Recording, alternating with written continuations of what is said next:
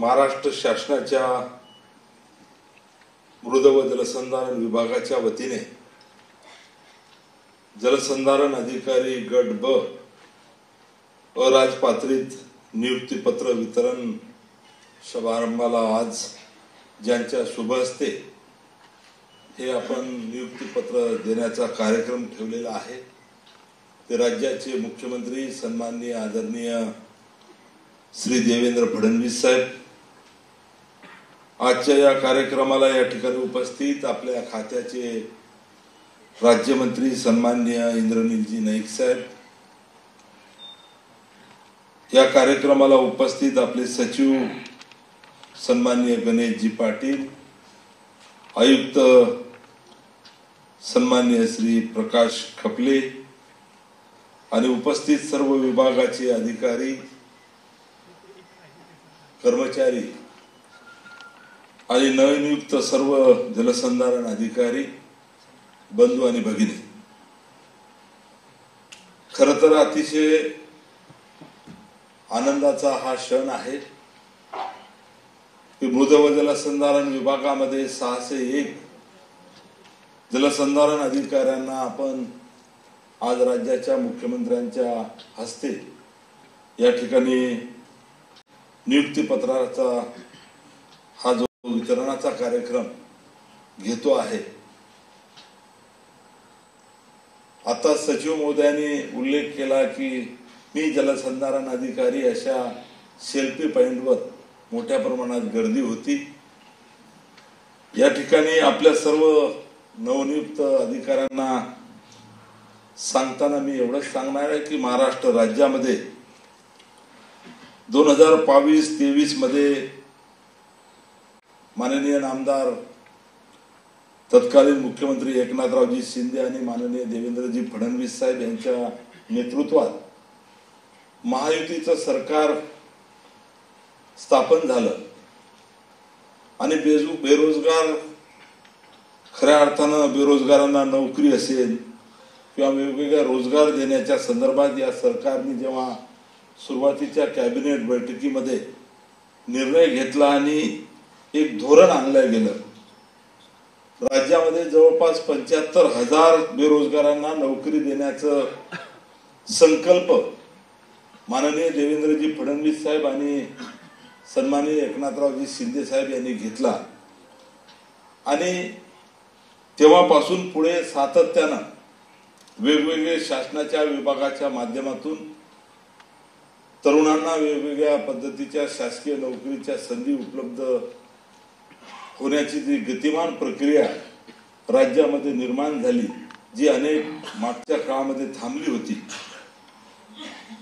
पुढे जुलै 2023 मध्ये या ठिकाणी सन्माननीय एकनाथरावजी शिंदे साहेब असतील, देवेंद्र फडणवीस साहेब असतील, अजितदादा पवार साहेब असतील, यांनी राज्याच्या मृद व जलसंधारण खात्याची जबाबदारी माझ्याकडे खास करून दिली आणि त्यानुसार आताच माननीय सचिव महोदयांनी उल्लेख केला त्याप्रमाणे मृद व जलसंधारण खात्याची स्थापत्य गट ब या संवर्गातील 670 पदे सरळ सेवा पद्धतीने भरण्याचा निर्णय आमच्या म्हणजे आपल्या खात्याने घेतला। खरं तर या खात्याची निर्मिती कशा पद्धतीने झाली याचा उल्लेख सचिव महोदय करत असताना वेगवेगळ्या विभागातून या खात्यामध्ये अधिकारी यायचे होते, घ्यायचे होते, तसा निर्णय सुद्धा झाला होता। जलसंधारण खात्याकडून असलेल्या अपेक्षा भरपूर जनतेच्या आहेत, शेतकऱ्यांच्या आहेत, परंतु आमच्याजवळ अधिकारी वर्ग फील्डवर काम करणारा नव्हता आणि माननीय मुख्यमंत्र्यांनी आणि देवेंद्रजींनी त्यावेळेस खऱ्या अर्थानं आम्हाला हे सर्व पद भरण्याची परवानगी दिली, जाहिरात दिल्या गेली, सदर परीक्षा घेण्यासाठी अभ्यासक्रम निश्चित केला गेला आणि TCS या कंपनीच्या माध्यमातून आम्ही 28 जिल्ह्यामध्ये 66 केंद्रावर जवळपास 50,000 म्हणजे च्या वर उमेदवारांना मला वाटते परीक्षा त्या ठिकाणी घेण्याचा प्रयत्न आम्ही केला। परंतु आताच उल्लेख झाल्याप्रमाणे अमरावतीच्या एका परीक्षार्थीच्या प्रवेश पत्रावर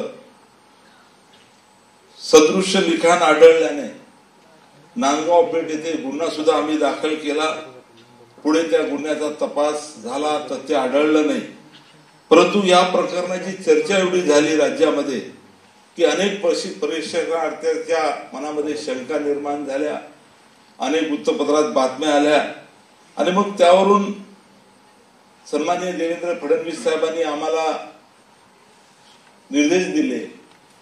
सभागृहामध्ये त्यांनी जाहीर केलं आणि परत त्यांच्या निर्देशानुसार हा गैरप्रकार टाळणं आणि महाराष्ट्रातील 7 शहरात नवीन TCSच्या 11 अधिकृत केंद्रावरच ही परीक्षा घेण्याच्या संदर्भात आम्ही निर्णय घेतला आणि ही परीक्षा घेतली।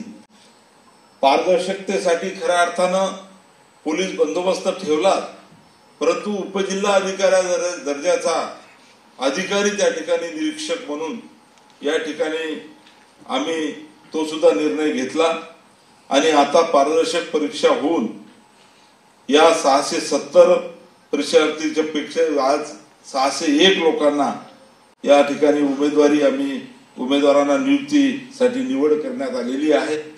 नियुक्ती देण्यास थोडासा उशीर झालेला आहे।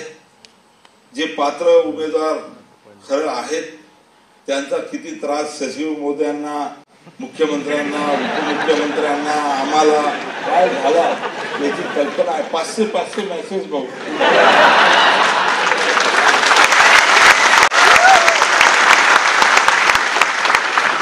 म्हणजे मेसेज आणि ईमेल करून ही नियुक्ती लवकर द्यावी अशा पद्धतीचं पाठपुरावा होता आणि आज तो क्षण या ठिकाणी नियुक्ती देण्याचा आहे आणि म्हणून तुम्हालाही आनंद आहे, आम्हालाही आनंद आहे।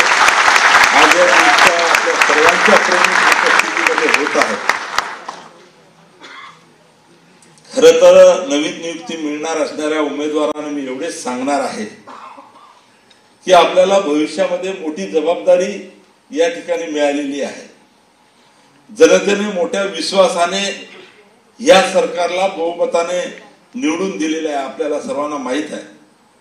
त्यामुळे या सरकारकडून जनतेच्या एवढ्या अपेक्षा आहे, नागरिकांच्या एवढ्या अपेक्षा आहे, शेतकऱ्यांच्या अपेक्षा आहे।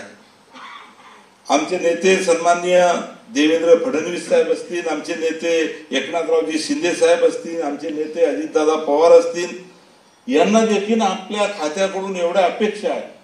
आताच राज्यमंत्री महोदयांनी उल्लेख केल्याप्रमाणे सन्माननीय मुख्यमंत्र्यांचं तर जलसंधारणाच्या बद्दल एवढं त्यांचा अभ्यास आहे, त्यांना असं वाटतं की जलसंधारणाच्या माध्यमातूनच या राज्यामध्ये खऱ्या अर्थानं आपण परत क्रांती करू शकतो आणि म्हणून खऱ्या अर्थानं आपल्या सर्वांकडून त्या अपेक्षा आम्हाला आहे।